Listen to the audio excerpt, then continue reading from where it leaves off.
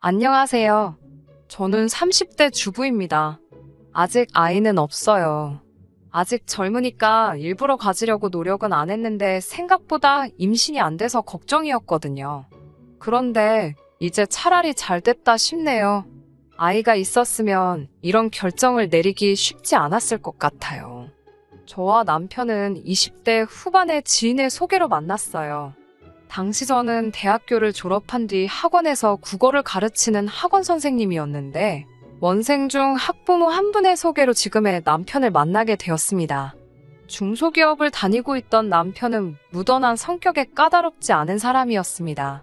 사실 학부모가 소개해준 사람이라 거절도 못하고 부담스러운 마음에 예의상 몇 번 만나볼까 했던 건데 막상 같이 시간을 보내보니까 성격도 잘 맞는 것 같고 느낌이 나쁘지 않았습니다. 그래서 만나다 보니 2년이란 시간이 훌쩍 지나갔고 자연스럽게 결혼 이야기까지 나오게 되었어요. 그 사이에 저는 작은 규모였지만 제 이름으로 된 학원도 하나 차렸습니다. 저는 남편에게 경력직으로 이직을 하거나 기술을 배우는 건 어떻겠지만 남편은 지금이 좋다며 내켜하지 않더라고요. 자기도 아이 낳고 하면 생각이 바뀌지 않겠나 싶어서 더 말은 안 했네요. 아무튼 그렇게 결혼을 계획하게 되면서 양가 식구들도 만나게 되었습니다. 시아버지는 워낙에 무뚝뚝하고 말씀이 없으신 분이셨고 시어머니와 신우는 전형적으로 사이좋은 모녀 사이였습니다. 신우는 남편보다 4살 어리고 저보다는 2살 어렸는데 아이가 한 명 있었어요. 고등학교를 졸업하면서 사귀던 남자친구 아이를 갖게 되었는데 애 아빠는 바로 군대로 가버리고 군대에 다녀와서는 잠수를 탔다나 봐요. 아무리 수소문을 해도 찾을 수가 없었다면서 포기하고 신우가 혼자 키우고 있었습니다. 그렇다 보니 변변한 수입이 없어서 나라에서 한부모 가정에 주는 보조금과 시부모님의 도움으로 살고 있었습니다. 집마다 사람마다 각자의 사정이 있는 거다 생각했고 그 부분에 있어서는 제가 왈가왈부할 게 아니었기에 크게 문제라고 생각하지 않았습니다. 남편은 그런 신우를 안쓰러워하는 눈치였지만 그거야 당연히 자기 친동생이니 그런 마음이 드는 거다 싶었지요. 신우는 저에게 언니 하면서 제법 잘 따르는 편이었고 여동생이 없었던 저도 그런 신우가 예뻤습니다. 하지만 그건 어디까지나 결혼식을 올리기 전 얘기고요. 결혼을 하면서 처음으로 갈등을 빚게 되었는데 그건 바로 집 때문이었습니다. 저도 결혼 준비를 하면서 알게 된 사실인데 시집이 보기에는 부족함이 없어도 실제로는 재산이 하나도 없어서 저희를 도와주실 여력이 전혀 없으시더라고요. 저도 학원을 차리면서 그동안 모아두었던 돈을 다 써버린 탓에 걱정이 많았습니다.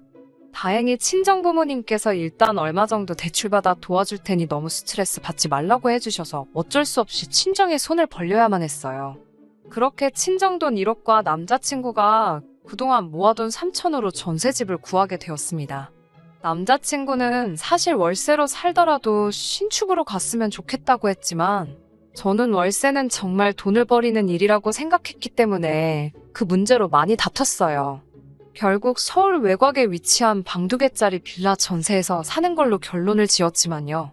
사실 저는 개원한 지 얼마 되지 않았어도 그동안 한 곳에서 오래 강의하며 입소문이 나 있던 상황이라 금방 학생들을 모을 수 있었습니다. 그래서 벌이가 괜찮은 편이거든요.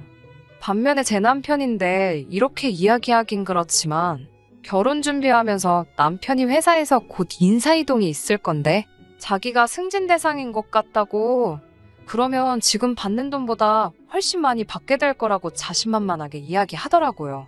그래서 그 말을 믿고 이런저런 계획을 세웠는데 어쩌다 보니 다 틀어지고 어긋나더라고요. 그리고 상황이 그렇다 보니 졸지에 제 수입이 남편 수입을 추월해버렸고 그게 저는 기쁘지만은 않더라고요.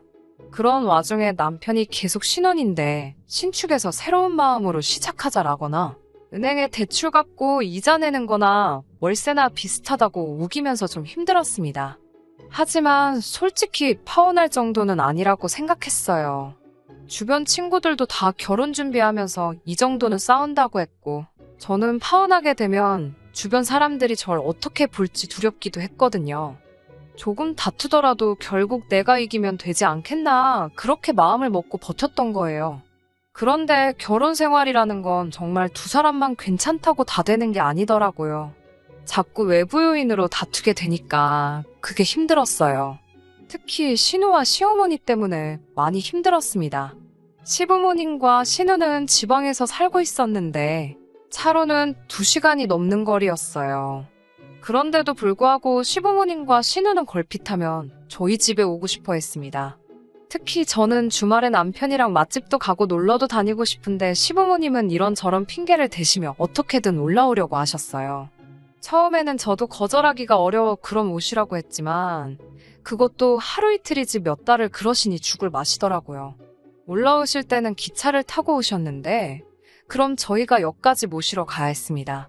그리고 집에 가실 때는 태워다 달라고 하시는데 아무리 자식이라지만 제가 정신없이 바쁜 시험 기간에도 그러실 때는 정말 야속하더라고요. 시부모님이 저희 집에 오셔서 특별히 다른 일을 하시는 건 아니고 두 분이서 놀러도 가시고 그러셨기 때문에 그나마 참고 참았네요. 더 문제는 신우였습니다. 신우는 항상 그 6살짜리 애를 데리고 왔는데 그 애를 저희한테 맡겨놓고 놀러를 나가기 일쑤였어요. 처음에 한두 번은 나의 어린 신우가 맨날 집에서 애만 보고 얼마나 갑갑하겠나 싶어서 좋은 뜻으로 봐주고 했습니다. 그런데 정말 무슨 호의가 계속되니 우리를 호구로 아는 것도 아니고 언젠가부터 너무 당연하다는 듯이 자기는 약속 있다고 저희한테 애 맡겨놓고 혼자 홀랑 나가버리고 그러더라고요. 저라고 그런 신우를 상대로 머리를 안 써본 게 아닙니다. 한 번은 신우가 저희 집에 오전 11시쯤 왔는데 바로 친구랑 점심 먹고 무슨 유명한 카페에 가보기로 했다며 정말 조카만 소파에 앉혀놓고 다시 신발을 신더라고요. 그래서 저희도 약속이 있어서 나가야 한다고 하니까 같이 온 시어머니가 둘 다 나갔다 오라며 당신이 집에서 애를 보고 있겠다 하시는 거예요. 그런데 저희 집에는 제가 처녀 때부터 기르던 강아지가 한 마리 있거든요. 그리고 시어머니는 그 강아지를 너무너무 싫어하세요. 걸핏하면 갖다 버리라 하시고 저희 안 볼 때 몰래 현관문 열어놓으실 거라 그러고 그러다 보니까 시어머니가 그러지 않으실 걸 알면서도 차마 저 없는데 시어머니랑 조카만 있게 할 수가 없더라고요. 결국 그날 신우는 친구 만나러 가고 저는 결국 시부모님 모시고 조카 데리고 다 같이 시간을 보내야만 했습니다. 신혼인데 계속 이런 일이 반복되니 남편과 제 사이도 좋을 리가 없었고요. 사실 남편이 나서서 교통정리 좀 해주면 좋겠는데 자기가 나서면 일이 커진다면서 조만간 자기들이 지겨워서 나가떨어질 테니 좀만 참고 버티자고 그러더라고요.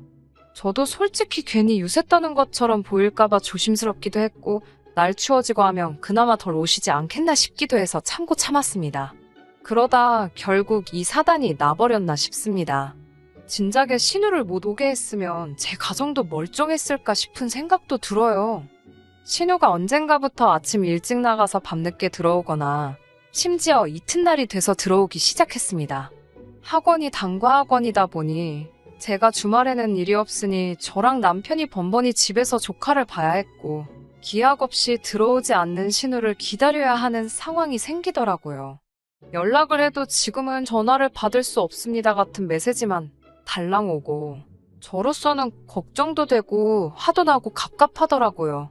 그래서 몇 번이고 남편한테 신우한테 연락 좀 하라고 그리고 이럴 거면 제발 못 오게 하라고 화를 냈어요.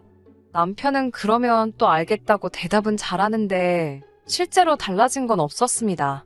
그리고 결국 신우가 며칠이 지나도록 안 들어오는 일이 발생했어요. 시부모님은 주말이 끝나기가 무섭게 당신들 집으로 돌아가신다 하시기에 일단 손녀딸도 데리고 가시라 하니 노인네 둘이서 애를 어떻게 보냐면서 신우 들어올 테니 저희더러 데리고 있으라고 하셨습니다. 제가 저나 남편이나 다 출근해야 하는데 어떻게 애를 데리고 있냐고 하자 시어머니는 그거야 젊은 사람들이 알아서 해야 하지 않겠냐고 그러시는 거예요. 제가 신우 걱정도 안 되시냐고 신우는 연락도 안 되고 어쩌면 좋냐고 하니 다 큰애가 뭐가 걱정이냐 하시는데 뭔가 쎄한 느낌이 들었어요. 왠지 나 빼고 온 가족이 다 걱정이 없는 느낌이랄까요. 결국 얼떨결에 조카를 봐주게 되었는데 애랑 강아지만 집에 두고 도저히 출근을 할 수가 없었습니다. 남편은 6살이면 다 큰 거라고 그냥 두고 가라는데 그러다 무슨 일이라도 생기면 그 원망을 내가 어떻게 다 감당하나 싶어서 어쩔 수 없이 학원에 데리고 갔습니다.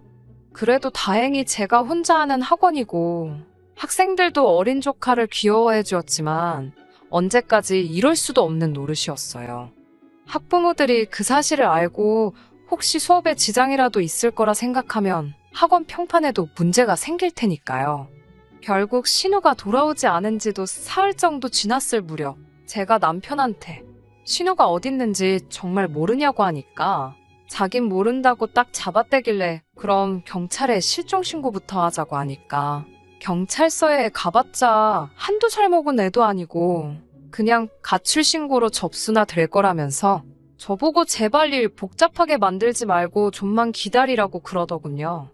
알아보니까 저 혼자서는 자격미달로 신고도 할 수 없었고요. 그나마 다행인 건 학원 방학이 다가오고 있었기에 저는 혼자서 신우를 찾아내기로 마음을 먹었습니다. 다가오는 추석에 시부모님 선물이라도 하나 해드릴까 하여 모으던 돈이 있었거든요. 그런데 신우가 이 지경을 만들어놨는데도 손 놓고 계시는 게 너무 야속하고 미워서 저는 그 돈을 신우 찾는데 쓰기로 했습니다. 그리고는 심부름센터에 가서 신우를 찾아달라고 했어요. 그리고 정말 걱정한 게 우스울 만큼 하루도 걸리지 않아서 신우를 찾아내더라고요. 신우는 저희 집에서도 멀지 않은 곳에서 머무르고 있었습니다. 찾아준 사람들 말에 의하면 남자랑 같이 있는 것 같다는데 황당하고 괘씸하더라고요.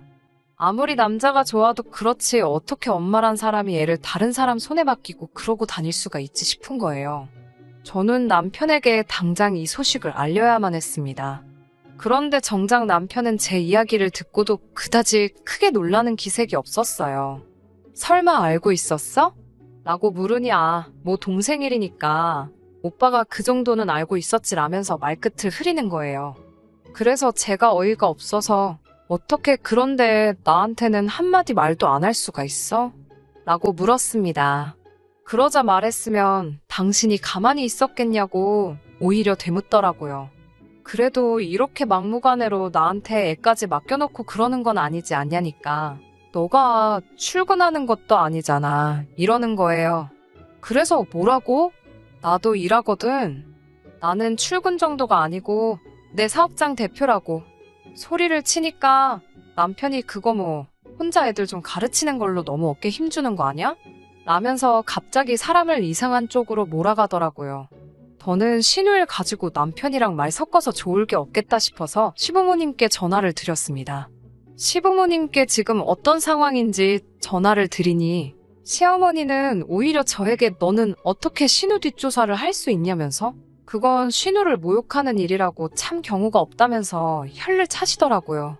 그 말 수 없던 시아버지도 사람마다 각자 사정이 있는 건데 윗사람으로서 좀 기다려줬으면 좋겠지 않겠냐고 되물으시고요. 저는 어이가 없어서 다들 신우가 어떤 남자랑 있느라 며칠째 집에도 안 오고 있는데 그런 건 아무 신경도 안 쓰이시냐고 물었습니다. 시어머니는 저더러 별걸 다 참견한다면서 다 알고 있었으니까 가만히 있었지 라며 소리를 빽 지르시더군요. 저는 순간 내가 지금 뭘 들은 거지 싶었습니다. 그러니까 나만 빼고 다들 신우가 어디서 뭐하고 다니는지 알고 있었으면서 나한테 애까지 맡겨놓고 모르는 척 했다는 건가? 정말 사람을 바보 취급해도 정도가 있지라는 생각이 들자 정말 속된 말로 머리가 돌아버릴 것 같더군요. 저는 제가 행여나 죄 없는 어린애한테 화풀이하게 될까봐 걱정이 돼서 시어머니한테 이제 더는 못 봐주겠으니까 당장 애 데리고 가라고 했습니다. 그러자 시어머니는 그럼 어디 저기 보육원 같은 데다 일단 맡겨놔라. 지 엄마가 돈 벌어서 찾으러 가게 그러더군요. 그 말 듣고 솔직히 이혼을 결심한 거나 마찬가지입니다. 어떻게 할머니란 사람 입에서 저런 소리가 나올 수 있나요? 설령 신우가 진짜로 자기 딸을 보육원에 맡길지라도 차마 제가 조카를 그곳에 데려다 놓을 순 없었습니다. 그렇다고 제가 계속 조카를 봐주고 싶지도 않았고요. 저는 결국 신우가 남자랑 같이 있다는 그 집에 조카를 데리고 갔습니다. 그 집 앞에서 잠복하다시피 몇 시간을 차 안에 있었습니다. 그나마 얌전한 조카도 차 안에만 있는 게 지겨웠는지 고모, 엄마 언제 와? 이러면서 저한테 칭얼대더라고요. 그런데 오늘은 글렀나 싶어서 집에 가려는 그때였습니다. 옷을 무슨 새내기 대학생 마냥 차려입은 신우가 어떤 남자 팔에 팔짱을 꼭 끼고 골목을 돌아서 나오더라고요. 보는데 황당하고 어이가 없었습니다. 제가 조카를 데리고 차에서 내리면서 맞은편에서 오던 신우와 눈이 마주쳤어요. 그러자 신우가 화들짝 놀라며 발걸음을 돌리려고 하더라고요. 제가 신우 이름을 불렀지만 신우가 못 들은 척을 하더라고요.